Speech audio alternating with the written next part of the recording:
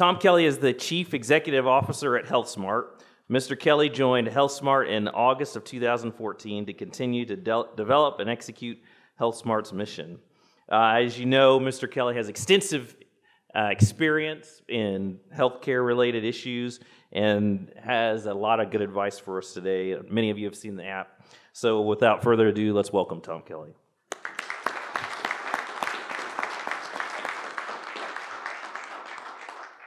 So good morning. Pretty hard act to follow. I do business with Adam for very good reasons. I think he gave you those, and pretty dynamic speaker. And then I had this whole presentation done about trolls, and I had to throw it out after yesterday. So, so I'm going to give you put a different picture in your mind. Here's the hospital. Who's the hospital business? The hospital business is Jack Nicholson and a few good men going, "You can't handle the truth," right? And that is overwhelmingly what the business is about today. I'm not going to tell you because you can't handle it. And I'm Peter Finch in Network, leaning out the window going, "I'm mad as hell and I'm not going to take it anymore." So, so that's the premise for this morning's meeting, is to talk about and I'm going to do kind of a big picture of the healthcare business and what's happening in it. But ultimately, we're really faced with two choices. Many of you have looked at all this kind of ACO junk that's around the country today. One of the most endearing things that Medicare does is they sprinkle money all over the place and let people try things, right? So ACO money is one of the more recent adventures they've had. Almost all of these sprinkling money adventures fail miserably. But really tough thing to do, to take somebody who's way too expensive and then give them money to think about being less expensive. But that fundamentally that's the CMS approach to solving this problem.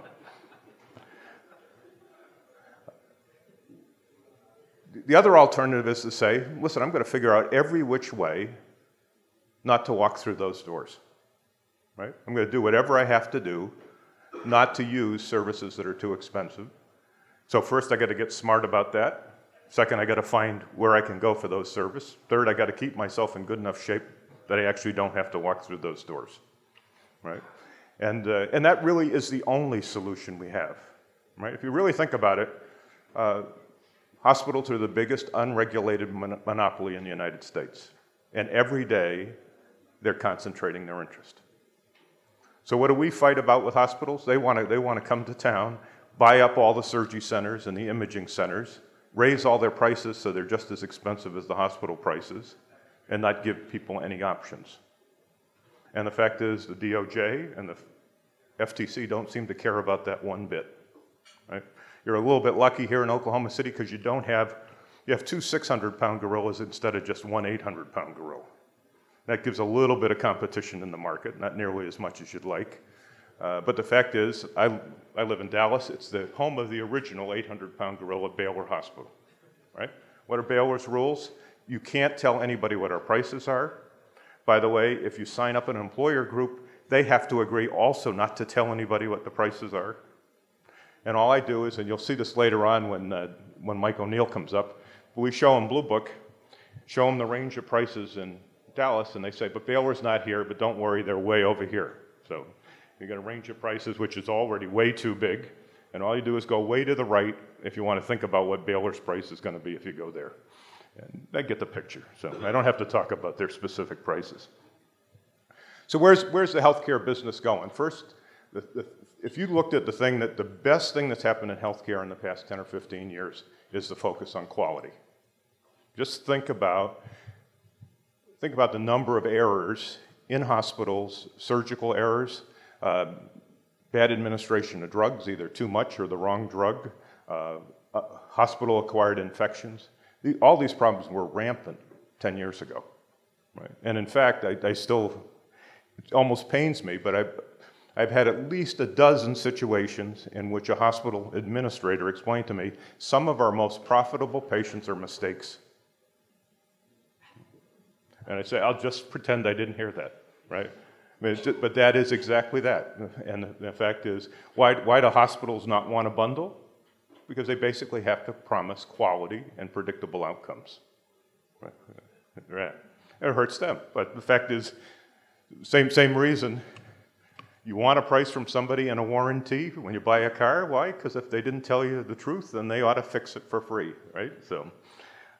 So quality accountability is a good thing, and when I pick on CMS a lot about some of the things they do, the fact is they've done a lot of good stuff around quality accountability over this 10 years, and we need to latch on to that as aggressively as we can.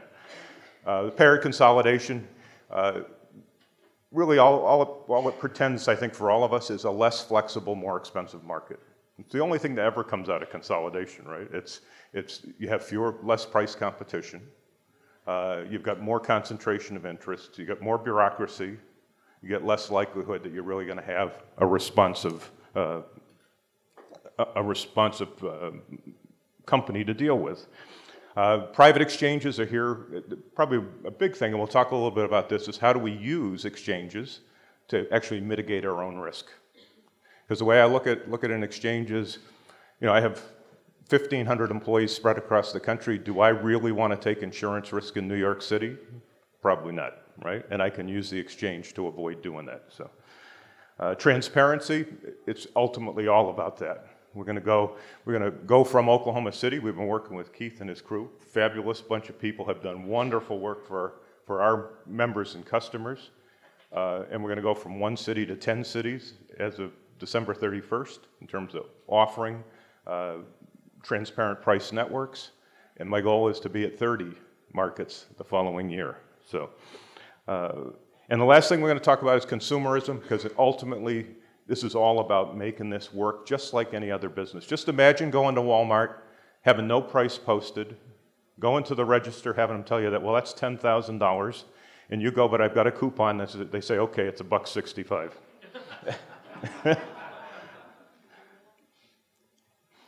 Quality accountability, the stuff that CMS has done, and all of us have latched onto this, is really good stuff, and it's greatly improved, actually. It's lowered costs for the first time in a very long time in hospitals because we're paying for less as opposed to more. Very interesting, hospital admissions across the US are down 10% over the last 2 years.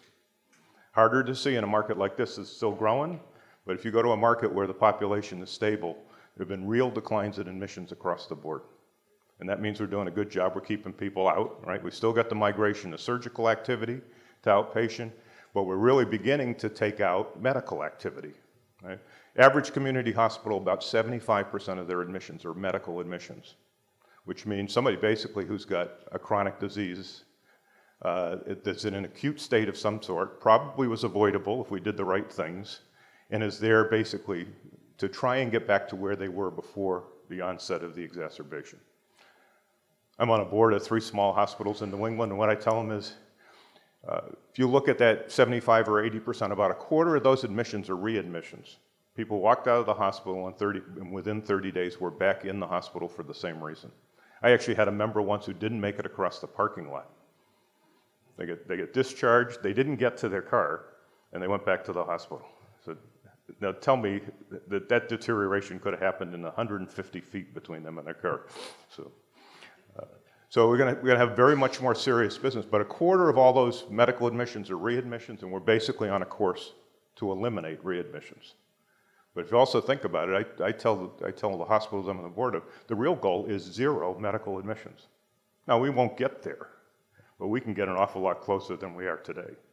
And the fact is, we're going to see, we do the job, we're going to see hospitals empty out. That's our job. Our job is to move care into the community, to move chronic care into the home and into the community, and ultimately be far less dependent on really acute, expensive, cumbersome resources. So that's the picture I put around Oklahoma Surgery Center, right? What are we trying to do? We're trying to say, we need you to go to the nearest, safest, most efficient place to get your care. And by the way, it's good for you, it's good for us, it's good for your employer. Let's figure out how to do it. Still needed, very interesting. We still have the hospital business resisting this, but when are we going to get to a single, simple posting of all the quality measures now that are publicly reported but never appear in the same place? Right? So for me to look and see, actually, to try and view the quality of a hospital, I have to go 5 or 6 different places for statistics that are reported by the hospital and public record. You know, why aren't we collecting those statistics, putting them in a single place that somebody can go use their tablet and say, what do I need to know about Presbyterian Hospital before I go there? And finally, we got to get out. I've never been a big fan of this. The carriers love this, that they actually keep score about quality. There's nothing more idiotic than a carrier keeping score. One, they know absolutely nothing about quality. Basically, if you've ever called customer service at a carrier, you can tell that quality isn't job one, right? But beyond that, all they see is a sliver of what goes into any facility, whether it's Keith's or anybody else's. And that sliver really doesn't make sense to generalize any quality perceptions around that. We ultimately need people keeping their own quality statistics, having them audited once, having them reported in the same place. And we need to get there as fast as we can get there.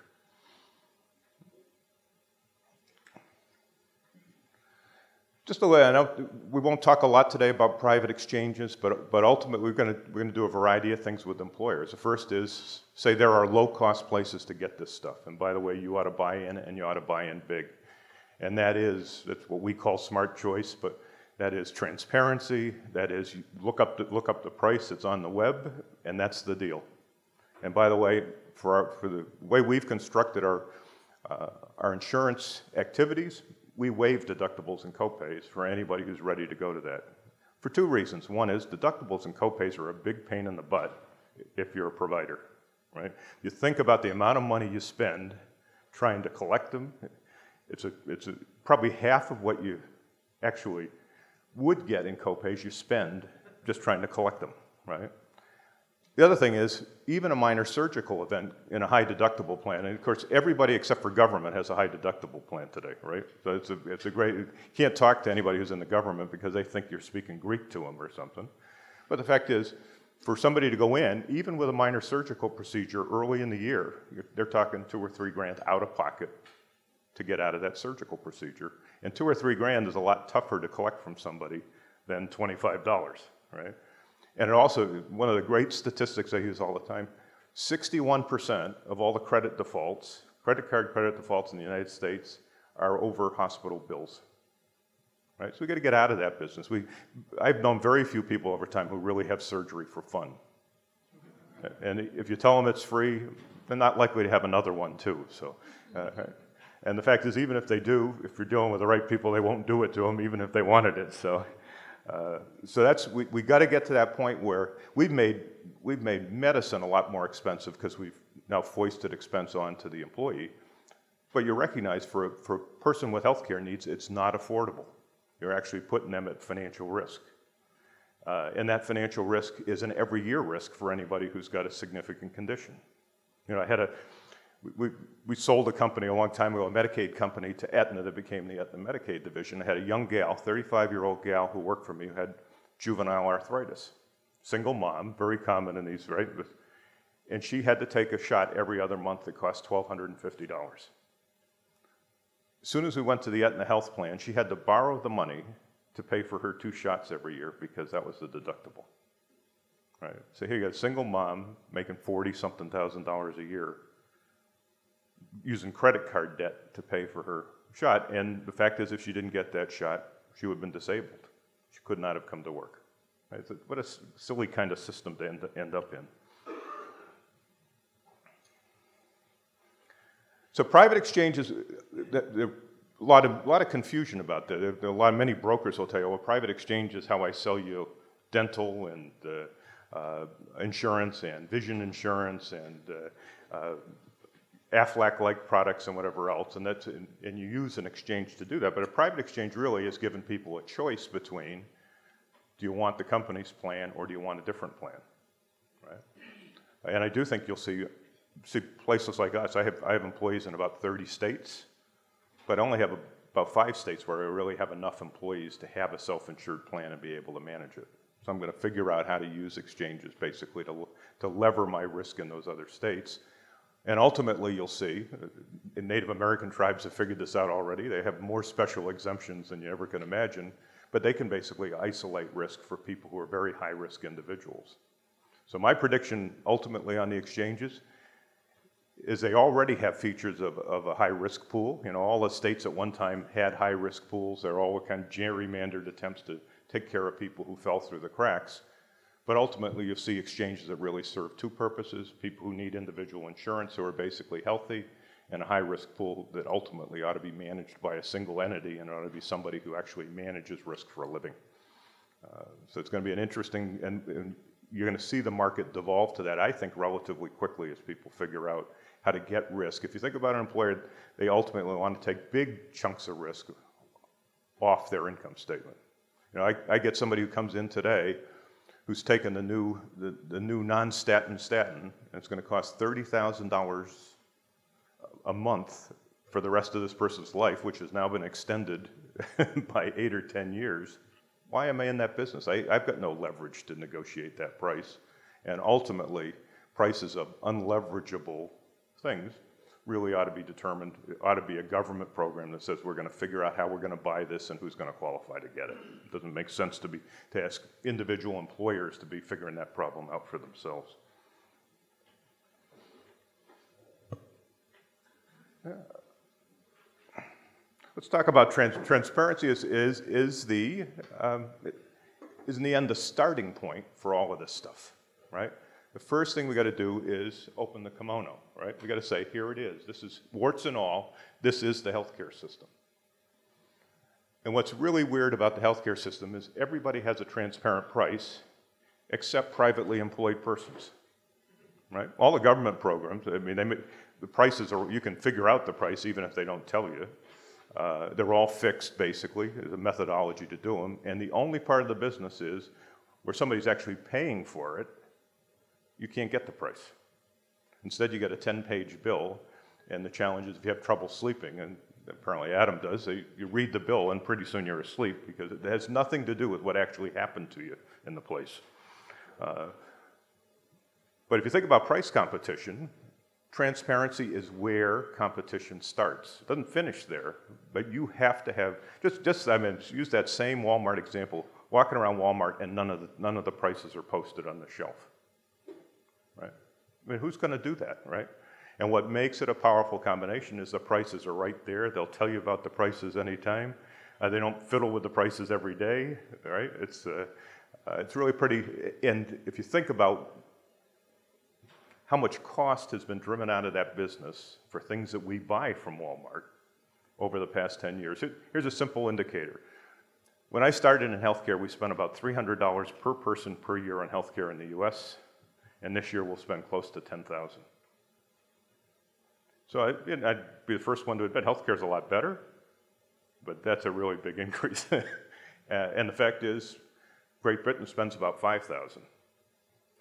And the only difference is people in Great Britain live about 3 years longer than we do. So the former governor of the state of Montana once said, I got to be governor, and the first thing I found out is I was spending more money on healthcare than on everything else combined. I was spending $2 billion a year on healthcare, and I didn't know anything about it. So he said, I called up my colleague, who's the governor general in Winnipeg. I said, how much are you spending on healthcare? About the same population, and the governor general responded, well, I spend about $1 billion. And this guy says, we better sit down and figure this out. And that's exactly the state we're in, though. We've got to sit down, we've got to say, where are we going to get it costs? Simple example, Partners Healthcare, probably one of the most expensive places anywhere to buy health. A lot of good things about it. 60% of admissions don't need to go there, right? Because it's at a level of service that really isn't required for the kind of service that's being provided. And yet we put all those admissions into that place. We pay a price that's probably quadruple what a community hospital price would be, right? And all of it done without, it's a secret, and we'll let you know later on how much you owe us. So we think about, and transparency is exactly what's been accomplished here. It's the numbers, it's on a page, it's referenceable, right? It's not a negotiation, and it lets people shop. And for the first time, we really need to let people shop for healthcare and to take away all the fuzziness around it. And as is typical, price and quality are not correlated, right? Sometimes they are, sometimes they're not. And the fact is, there's tremendous range of services in a community. And the fact is, quality occurs all across that range. And the hard part is finding quality and then finding a price that actually fits that quality. Talk about, so there'll be a lot of discussion here, and you'll see the big guys in this market, both Mercy and Baptist, will all talk about we're going to take risk and we're going to get better at doing this. And if you really want your grandchildren to experience the savings that comes from that, it's like, go ahead and do it. But you know, you're putting the inmates in charge of the asylum, right? They're in a high-cost model. Just have a conversation with anybody who runs a hospital about low-cost site of service. Right? I mean, they look at you as if you're speaking a different language, right? Because the fact is, if you take an ambulatory surgery facility inside a hospital, one, it probably operates at about double the cost of a freestanding surgical center. Its productivity is substantially less than the same freestanding surgery center. And even if they charged you what it cost them, it would cost you more than double what you're going to pay across the street. Right? So what's the chance? Not only are we going to drive it to a low-cost facility, but we're actually going to achieve what low cost can be achieved. Very difficult to be really efficient in great big buildings. You know, if you put a $2 a square foot activity in $10 space, it's never going to be cheap again.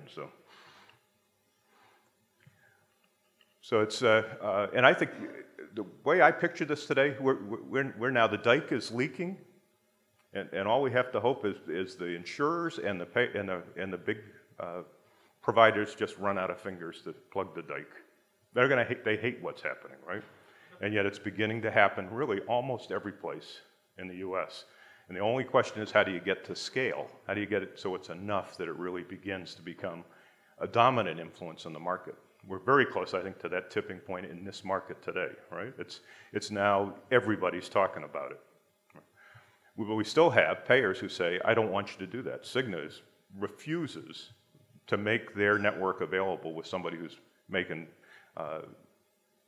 fixed price, bundled price work available. Right? And you go, why would you ever want to do that? And the reason is because they're not in charge, right? And they're imagining, and one of their big hospital friends may yell at them, right? Because they probably will, and I always consider that's my sign of success, is when somebody calls and yells because somebody went down the street for a better deal. So,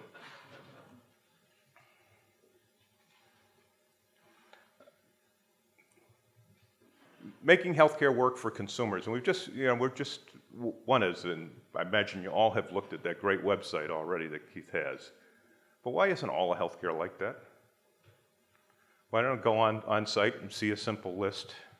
Why can't I make an appointment? I know who to call, whatever it is, just doing that, right? Because there's really nothing that happens in healthcare that can't be done exactly that way, right? I mean, there are big, complicated things that happen in academic medical centers. The answer is yes, but that's a pretty small, it's a sliver of the activity in the healthcare world, not in terms of dollars, but in terms of frequency and in terms of the number of people who are impacted by it. Everything else, I mean, the pharmacy world got to this level of transparency 15 years ago, right, by standardizing, right? And everybody codes the same way, everybody processes a bill the same way, and the fact is it sits there in stark contrast to how the rest of healthcare works. Because the rest of healthcare actually works to obfuscate pricing information as opposed to share it. So it seems to me we have to begin that process of saying, I want that present every place I look and I touch the healthcare system. And everybody does it should have a market advantage in terms of where it ends up at the end of this path, right?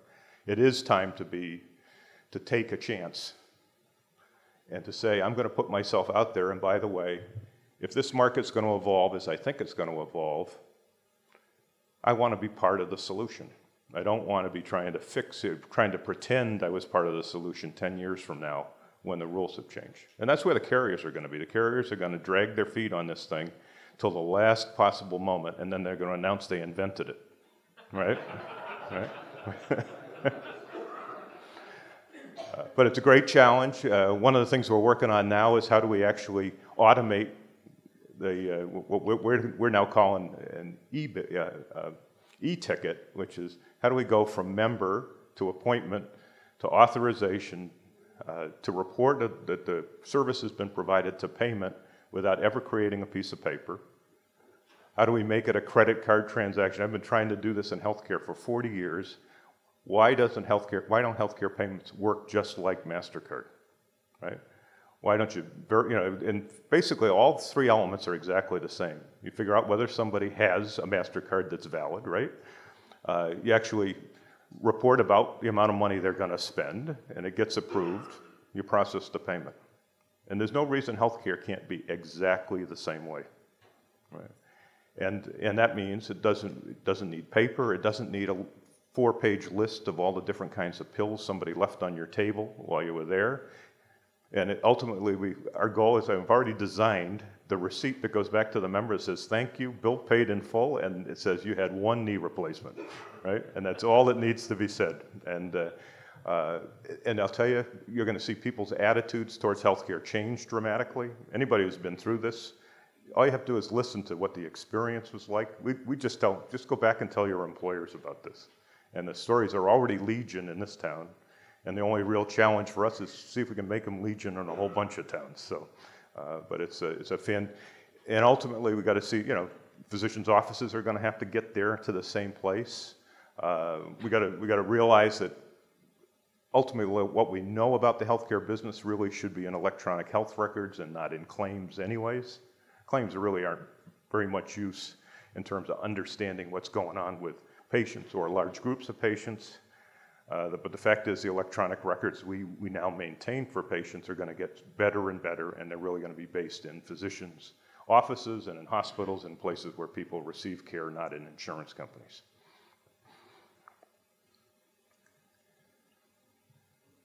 So I think we're there. Let's go to the who, what, and where. So I think we're in the era of the biggest change in healthcare that any of us has seen, right? Now, I've always guessed that things were going to change faster than they actually changed. So, and you probably, a very good thing, I don't bet on the stock market because things take forever to change, and then, of course, they change a lot more than you wanted them to. But you got to believe that we are in a world where, at least as it relates to outpatient services, within 5 years, we're going to have a discernible national market. Within 5 years, we're going to see what I would say is real medical tourism, is people going from really expensive, obnoxious places to get care, like New York, someplace else, right? I mean, explain to me, if you have a lot of personal liability, why you always don't leave California to get care, right? It's extraordinarily expensive. It's really actually not very good. And the fact is you can go to Phoenix, you can go to Salt Lake City, you can go to Colorado, and all get better, cheaper, and certainly friendlier care than you can get in some of these locations. So I do think we're going to see, there's been a lot of theorizing by employers about foreign medical tourism, which I don't think is going to happen very much, but I do think there's going to be a tremendous amount of opportunity to become health centers, regional health centers for people to come and get a kind of care, an immediacy of relationship that they just can't get some other way. And so it will be just think of it today. We've got people coming from virtually every state except for Hawaii to Oklahoma City, and again, not the easiest place to get to, but they're coming here for an experience they can't buy someplace else. And in fact, when they do buy it someplace else, it costs them a lot more money, and they don't actually get what they were trying to buy. So it's going to, I think, going to be a very big opportunity to begin to move people, just invite people to visit places that have great reputations, that are transparent and open and ready to do the business. So I see institutional healthcare. My goal is it needs to decompress, right? We need less of it, and we need to say how much money can and should be spent outside the walls to actually minimize what needs to be spent inside the walls. And it's, our grandparents only went to the hospital to die. We're going to figure out how to, not even to go to a hospital to do that anymore, which is a pretty good thing, right? But ultimately, chronic disease, we're going to fight the chronic disease battle at home and in the community, and we're not going to fight it in hospitals. And that's going to make this a different healthcare system than it's been for a long time. So this is like, how do we start getting there from here? And really the choice is, I think, is a simple one. Do we give the money and the authority to hospitals and big insurers who are about as cozy with big hospitals as you can imagine, right? Even though they complain about them all the time. It's like somebody complaining about the wife they've been married to for 45 years, and they never are outside of each other's presence, but they all have complaints that they're more than happy to voice. Or are you going to actually take that money and spend it outside the system with people who show that they're ready to do it responsibly? And that's Keith Smith, and that's places like Surgery Center of Oklahoma. And ultimately, my job has to be a facilitator of that change. We got to make it available to people. We got to let them touch it and feel it. We got to help them tell their stories. We got to let employers celebrate. Think about, we insure we've got employers at 50 employees taking self-insurance, and Adam would tell you that 10 years ago, people would have thought you were insane to try and self-insure at 50. But what do employers find? One is the kind of insurance quotes they get are so high. Basically, you get an insurance quote that assumes you hit your aggregate spend, right? Which is 10 or 15 or 20% more than you'd expect to spend in that group, and you're going to pay a premium so you don't have to worry about it, basically. But it's very, very expensive, so they have to take the chance.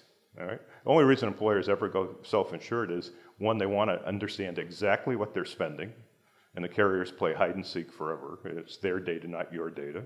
And two, the only way they can really save money is to influence the spend, and they can't influence the spend in an insured situation, right? Because everything's out of their hands.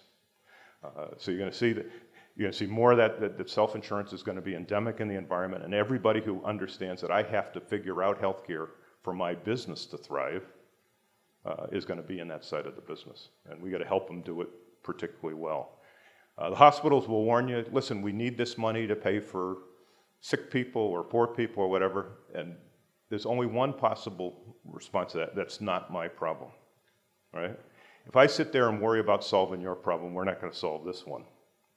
And the fact is, if you shrink, I'm more than happy to have a civic community discussion about what level of academic medicine we need and how much there needs to be in this community and what really needs to be inside the four walls. But it's not a discussion you're ready to have today, but I'm ready to have it. So I'm going to stop at that. Thank you. But this is going to be, if you don't see this happening all over the place in the next couple of years, we blew it, right? Because the fire has started. Certainly hasn't been any rain in my part of the world. So, and the fact is, really extraordinary outcomes for members. People who are making their mortgage payment this month who wouldn't have made their mortgage payment. People who are having Christmas and wouldn't have had Christmas otherwise. Employers who are saving startling amounts of money and getting something better than what they were buying with a lot more money just a year ago. So thank you.